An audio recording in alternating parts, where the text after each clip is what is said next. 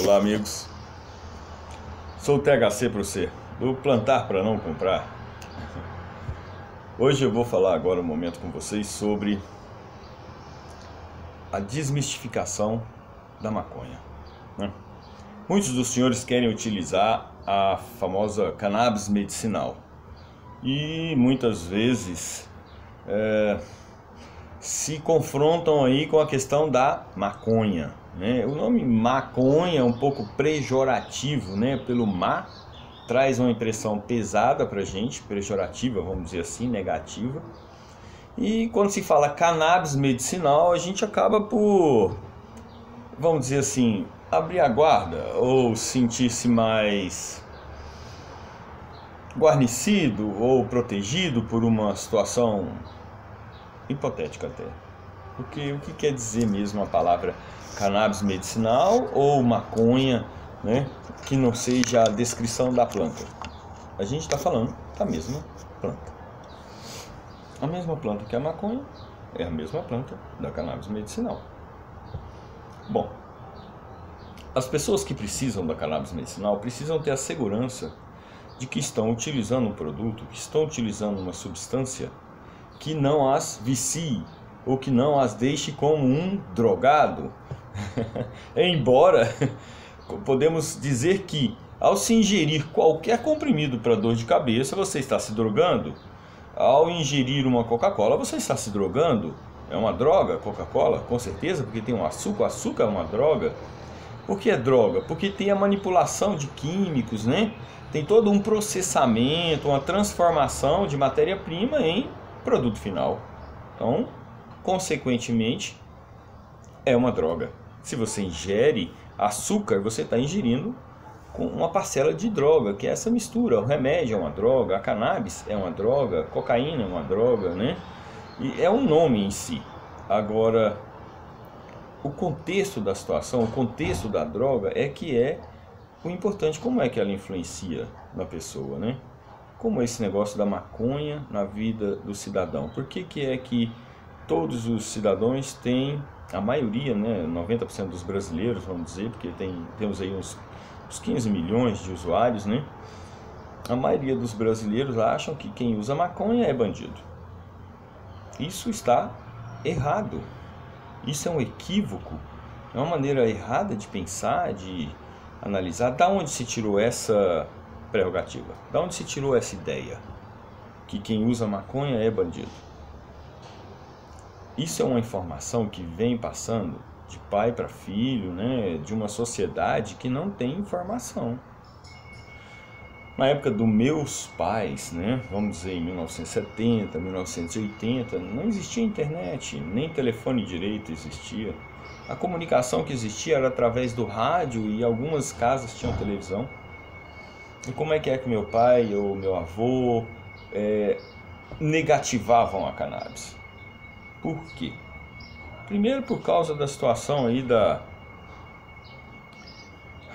época civil, né, que a gente estava no militarismo, no golpe de 64, aquela repressão toda. Então aqui no Brasil, qualquer pessoa que fizesse qualquer coisa fora de um padrão militar era taxado como um banido da sociedade, um bandido, né? Quanto mais alguém que usasse cannabis recreativamente. Então esse peso do militarismo banalizou demais o usuário da cannabis. Tornou ele um bandido mais fictício, porque na verdade não tem isso. Quem usa cannabis, a usa em função do bem-estar. Não é a cannabis que faz o bandido. O bandido, quem faz ele é o caráter. Para quem é espiritualista, ele já vem negociado lá de cima para encarnar como bandido. Para quem é cético ou não acredita nessas coisas, o que faz um bandido ter ações de violência e tudo mais é o caráter dele. É a criação que ele pegou na fase de criança, na infância, com o pai e com a mãe, se os teve, né? Caso não tenha, com o padrasto, com a madrasta, com onde é que ele esteja. Onde quer que eles tenham sido criados, porque a gente vê esse problema maior nas periferias, né? Essa discriminação, porque ali a vida é mais difícil, né? a vida social é mais difícil. Não tem a ver com a maconha. A maconha é uma planta milenar. Milenar. Tem relatos dela nesse livro, na Bíblia, nos livros de medicina. Era comercializada no mundo inteiro como medicina até 1940, 1945. Então, podem ter segurança de que essa negatividade da cannabis, que é apresentada aos senhores, que está intrínseco dentro de vocês, que vocês olham na televisão e falam, apreensão de tantas toneladas de maconha, apreensão de maconheiro, preso bandido, e aí de repente o bandido fala, eu fumei maconha, para poder justificar o que? Um ato de violência, um estupro, né? Ou um assassinato, um roubo, um latrocínio, ou um furto, qualquer que seja o delito, para ele é mais simples se disser que ele estava drogado. Mas não é real, isso é papo torto. Na verdade, a maconha não leva ninguém a fazer a violência, a cometer crimes. Eu uso cannabis há 40 anos. 40 anos da minha vida fumando cannabis. Ela nunca me causou essa situação de me tornar um bandido, de me tirar de um caminho que eu escolhi para minha vida. Pelo contrário, eu sempre achei a cannabis uma substância muito boa para o meu ser, para a minha pessoa, e não compreendia porque meus parentes, meus tios, às vezes, avós, pais, negativavam. Falar, o Sérgio não presta, né? O Sérgio é um maconheiro. Quer dizer, essa pejorativo só desqualifica uma situação no meio da sociedade, porque o ser humano mesmo é o mesmo, é o caráter dele, é a criação de pai e de mãe, né? É o amparo que ele teve ali na infância. Então não tem nada a ver com a maconha. Senhores que querem utilizar a cannabis, a maconha medicinal, tenham essa noção de que ela jamais será algo que seja pejorativo, que faça mal ao ser humano, que faça mal ao seu filho, a você ou ao seu pai por usá-la medicinalmente. A maconha estimula os bons sentimentos, ela não estimula os maus sentimentos. Quando a gente usa a cannabis, ela está em cima dessa linha dos hormônios endorfina, serotonina, são os hormônios do prazer, né, da felicidade. Então, quando você usa a cannabis, você está querendo o quê? Amplificar algumas sensações. Nada mais que isso, potencializar os seus momentos de curtição, de alegria, de prazer, né? Então, quando a gente está tendo uma tarefa que é ruim, difícil para fazer, a gente não usa a cannabis. Porque ela vai me dar que eu não vou fazer aquela coisa ruim que eu não gosto de fazer, entendeu? Por isso tem o pejorativo dos jovens, né? Que batem de frente com os pais, aí o pai está em casa, o jovem está na rua.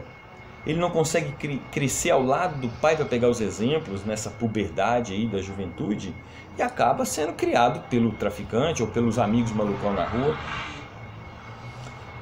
O ruim do uso da cannabis na juventude em fumar é justamente isso, né? Desviar ele do meio da proximidade dos pais, para que ele possa usar como exemplos para a formatação da personalidade, né? E conviver no meio, às vezes, onde tem tráfico, onde tem concorrência sobre as coisas, onde é apurado demais o alfa da pessoa, do jovem, é ruim. Por isso que o pai tem que estar sempre amigo do filho nas questões da usabilidade de drogas. Porque a primeira coisa que o jovem vê na vida é a família usando o álcool. Ou seja no Natal, ou seja nas festas de fim de ano, ou seja nos aniversários. Essa é a porta de entrada para todas as outras substâncias que a pessoa resolva utilizar, e ela está no direito de querer usar, ela está no direito, a vida é dela, o corpo é dela. Então, eu digo aos senhores, cannabis medicinal é altamente recomendável, salva vidas e não tem nada de pejorativo.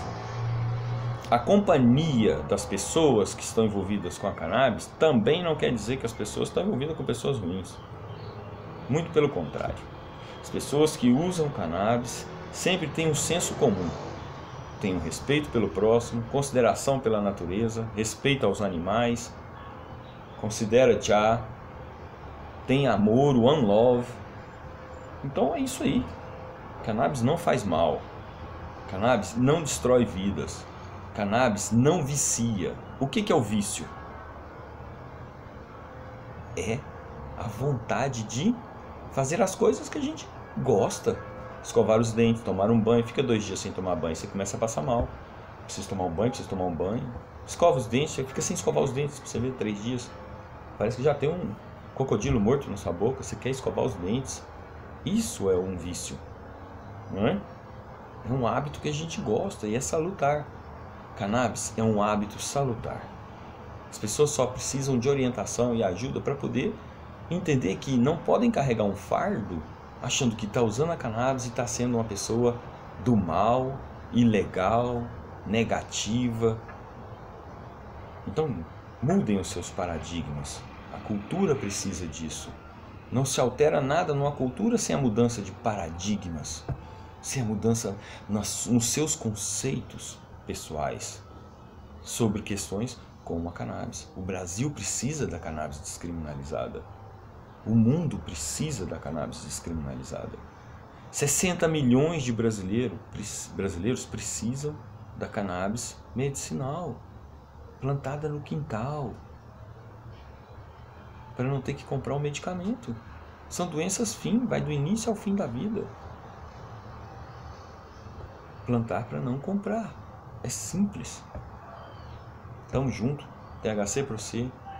Estou presente no Brasil aí, lutando pela descriminalização da cannabis medicinal, recreativa, da cannabis. Plantar para não comprar. Muito obrigado.